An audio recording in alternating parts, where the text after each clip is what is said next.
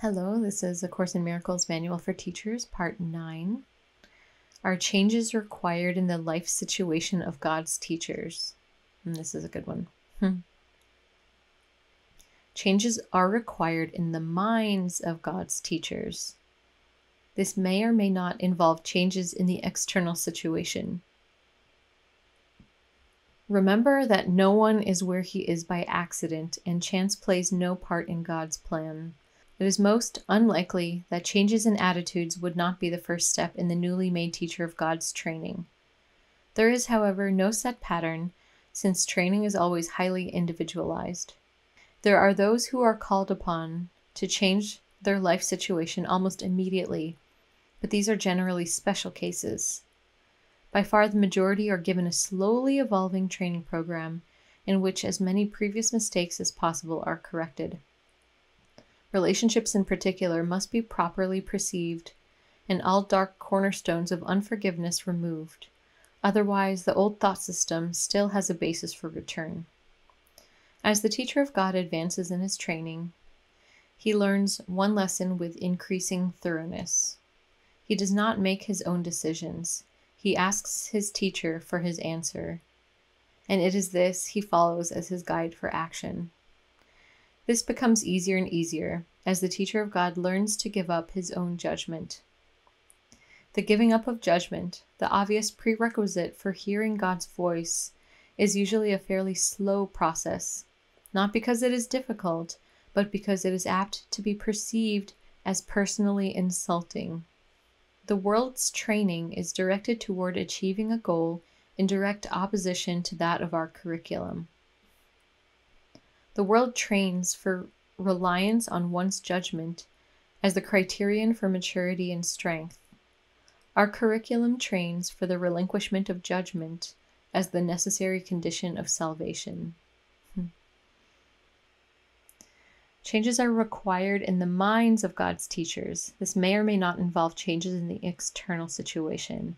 Remember that no one is where he is by accident, and chance plays no part in God's plan.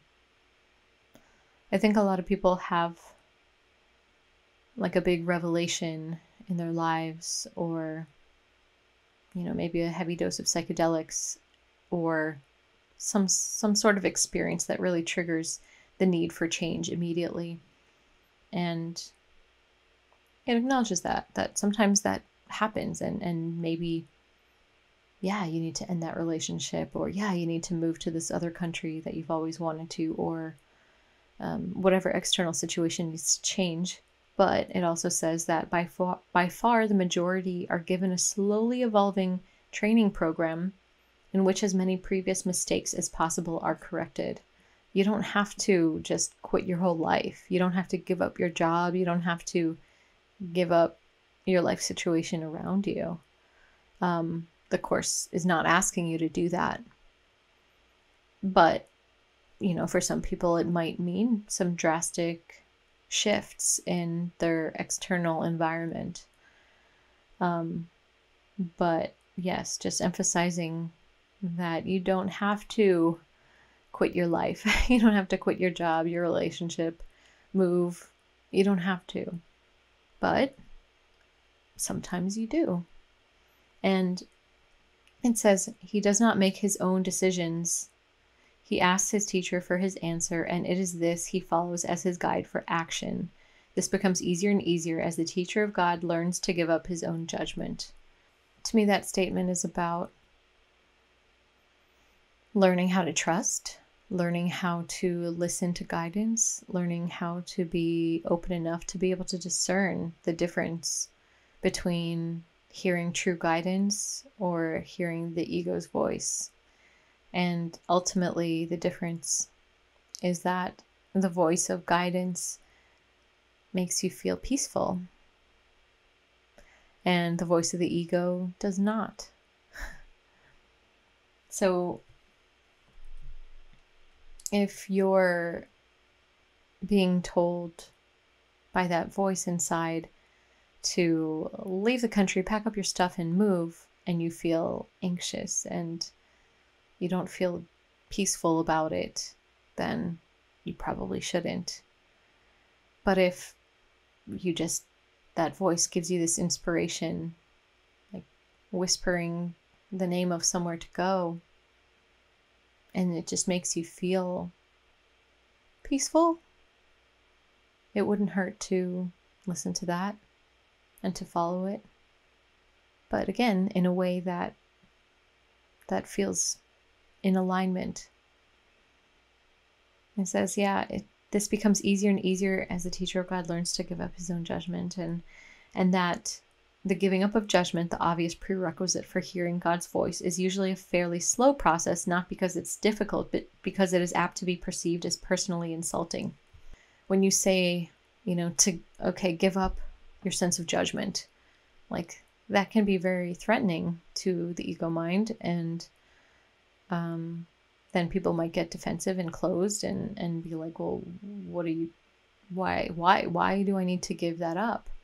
And it's not that you should be forced to give up your sense of judgment, but rather learning how to be open to hearing God's voice and to be able to discern when you're really hearing it.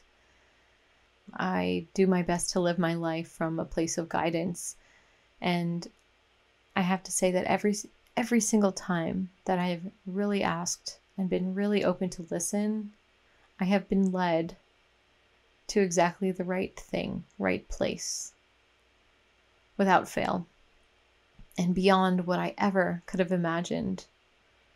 It says the world's training is directed toward achieving a goal in direct opposition to that of our curriculum. The world trains for reliance on one's judgment as the criterion for maturity and strength. Our curriculum trains for the relinquishment of judgment as the necessary condition of salvation. The curriculum is different for everybody. It's absolutely different for everybody. But for me, just speaking from my own experience, is the more that I can really let myself be guided, the more that I can ask for help, the easier it is. I think I mentioned in some previous episode that I'm creating a tea business. And for me, part of the process of creating a tea business is actually learning how to apply all of these teachings through it as well. For example, there was one supplier who I was talking to, and I hadn't heard from them in about a week, and I had paid them a week ago, and I hadn't heard anything. And so I had some fear thoughts come through my mind of, oh my gosh, maybe they're scamming me. Oh no, fearing it. But when I asked for guidance about it, I just received not to say anything and to trust. And then finally, earlier today, I received the guidance to reach out and to actually ask. And minutes, like 2 minutes before I was about to say something, I received a message from them saying what was happening on their end. And I just felt so grateful that I asked for guidance about what to do. So, to me, it's all about that. Just to keep asking, keep trusting, and give up your own judgment, not from a place of giving something up, but realizing that we don't know what's best for us.